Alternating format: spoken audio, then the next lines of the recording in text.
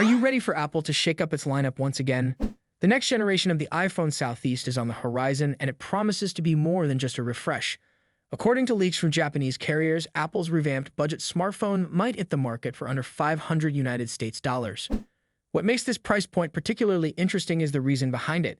Apple is reportedly making a bold move to introduce its own cellular modem chip for the first time. For years, Apple has been keen to break free from Qualcomm's grip and develop in-house cellular technology. While this shift promises cost savings, it also opens the door to further optimization, similar to what Apple achieved with its proprietary Apple Silicon processors. However, the road to developing a reliable modem has been anything but smooth. Apple has encountered several hurdles over the years, but it now seems confident that it has cracked the code. The iPhone Southeast will be the testing ground for Apple's new modem. Unlike the flagship iPhone 17 models, which will still rely on Qualcomm modems, this budget-friendly device gives Apple the perfect opportunity to quietly iron out any unforeseen issues. If successful, the modem could set a new standard for Apple devices, and if not, well, only those opting for the more affordable iPhone Southeast will have to navigate the bumps in the road. It's a calculated risk that could pay off big time. But the changes don't stop at the modem. The upcoming iPhone Southeast is shedding its dated design in favor of the sleek body of the iPhone 14. This means fans of the Southeast series can finally say goodbye to the home button and embrace a more modern aesthetic. Additionally, rumors suggest the new Southeast will pack 8 GB of random access memory, setting up to leverage Apple's latest artificial intelligence features, something heavily promoted with the iPhone 16 lineup. While the price and features make this device incredibly appealing, it's hard to ignore the potential downside. By positioning the iPhone Southeast as the first to use its new modem, Apple is essentially turning early adopters into beta testers. Any hiccups or issues with connectivity could leave these users feeling like guinea pigs while Apple refines its technology. That said, this approach minimizes the risk for flagship users and could make the Southeast an even more attractive option for those willing to take the leap. If Apple's modem performs as hoped, we might see it integrated into future flagship models sooner than expected. Whether this would translate to lower prices for premium iPhones remains unclear, but one thing is certain. This shift will redefine how Apple approaches its hardware ecosystem. As we look toward 2025, the iPhone Southeast could emerge as one of the standout devices of the year, combining affordability with cutting-edge technology. However, all eyes will be on Apple's modem to see if it lives up to the hype or becomes a cautionary tale. Thanks for tuning in today. Let us know your thoughts on the new iPhone Southeast in the comments below. Do you think Apple's modem will be a game changer or a gamble? Don't forget to like, subscribe, and hit the notification bell so you never miss an update. We'll catch you in the next video. The smartphone industry is constantly evolving, with each new year bringing us flagship devices that push the boundaries of technology and design. In this video, we'll be taking a close look at the two biggest names in the smartphone world right now: Apple's iPhone 16 Pro Max and Samsung's Galaxy S24 Ultra. Both phones are powerhouses in their own right, but how do they stack up against each other?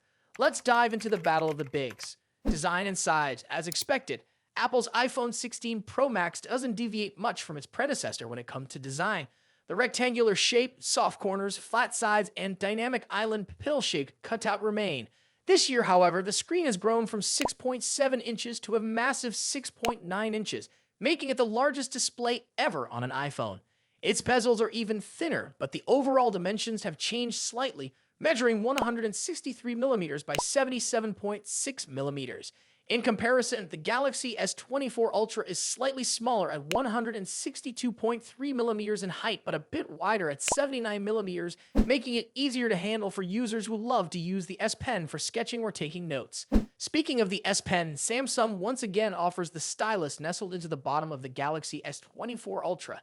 It's a feature that remains unique to Samsung in the flagship market, and one that many users either love or ignore completely. The precision of the S Pen, developed in partnership with Wacom, is something to be admired, making it a fantastic tool for creative tasks. Apple, on the other hand, introduces some new tricks with its buttons. The Action button, which debuted in the iPhone 15 Pro series, returns, offering customizable functions for launching apps or activating Siri shortcuts. But the real star of the show is the new Camera Control button. This physical key, equipped with a capacitive surface, allows users to control the camera with a swipe, much like a traditional camera shutter button, enhancing the photography experience. Both phones come in sleek color options. The iPhone 16 Pro Max offers titanium finishes in white, black, natural, and the new Desert Titanium. Meanwhile, Samsung gives users a broader selection with titanium violet, yellow, black, and gray, and 3 exclusive colors if you order directly from Samsung's website. Display differences. When it comes to display, both phones boast impressive technology. The iPhone 16 Pro Max features a 6.9-inch OLED panel with a 120Hz refresh rate and an always-on display that can drop its refresh rate to just 1 Hz, keeping your wallpaper or photos visible even when the phone is asleep.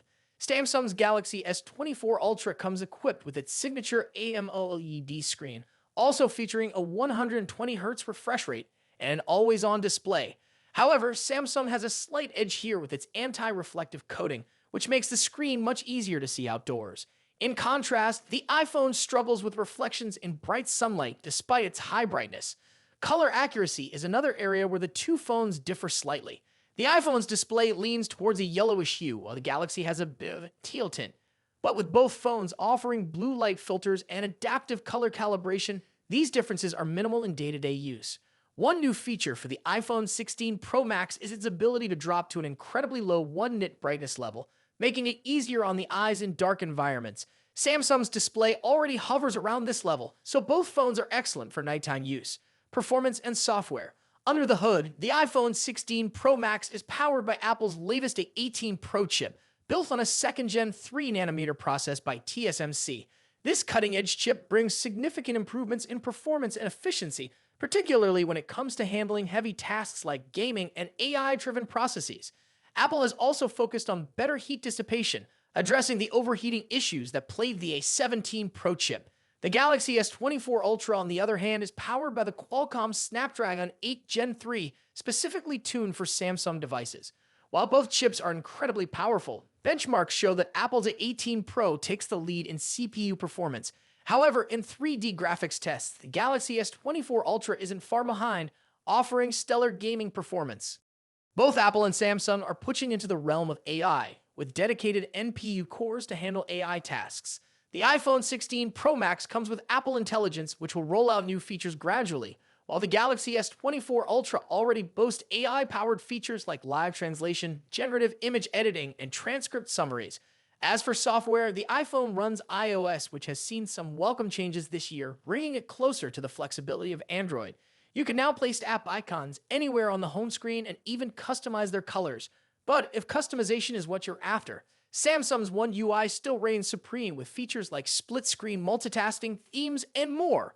Samsung has also stepped up its software update game, promising 7 years of updates for the Galaxy S24 Ultra compared to Apple's 5-year commitment for the iPhone. Camera capabilities. Apple has made some significant upgrades to the cameras on the iPhone 16 Pro Max, particularly the ultra-wide camera, which now features a 48-megapixel sensor. The main camera remains at 48 megapixel, and the 5x telephoto camera comes with a 12-megapixel sensor. A new lens coating helps reduce the lens flare issue that has been prevalent in recent iPhone models, especially during night shots. Samsung, as always, is pushing the envelope with its camera hardware. The Galaxy S24 Ultra boasts a hopping 200-megapixel main camera, alongside a 12-megapixel ultra-wide, a 10-megapixel 3x telephoto, and a 50-megapixel 5x zoom camera. While the megapixel count might seem impressive, the real magic happens in post-processing. Both phones have excellent cameras, but Samsung has a slight edge in zoom performance, while the iPhone tends to over-sharpen fine details like leaves or grass. In low-light conditions, both phones perform admirably, but the iPhone's new lens coating helps reduce the flare and artifacts that can appear in night photos. Samsung, on the other hand, continues to struggle slightly with oversaturated greens in its images, but this is only noticeable when directly comparing photos side by side. Battery and charging. When it comes to battery life, both phones pack a punch. The iPhone 16 Pro Max has a 4,685 mAh battery, while the Galaxy S24 Ultra comes with a slightly larger 5,000 mAh battery. However, Samsung takes the lead in charging speeds, offering 45-watt wired charging compared to the iPhone's 20-watt. For wireless charging, Apple's MagSafe offers 25-watt, while Samsung's wireless charging maxes out at 15-watt. Conclusion. So, which phone is the better choice? It's a tough call. The iPhone 16 Pro Max impresses with its sleek design, powerful A18 Pro chip, and improved cameras, while the Galaxy S24 Ultra excels with its S Pen, higher megapixel count, and faster charging speeds. Ultimately, it comes down to personal preference and whether you're more entrenched in Apple's ecosystem or Samsung's Android world. Either way, you're getting a top-tier smartphone that won't disappoint. What do you think about it?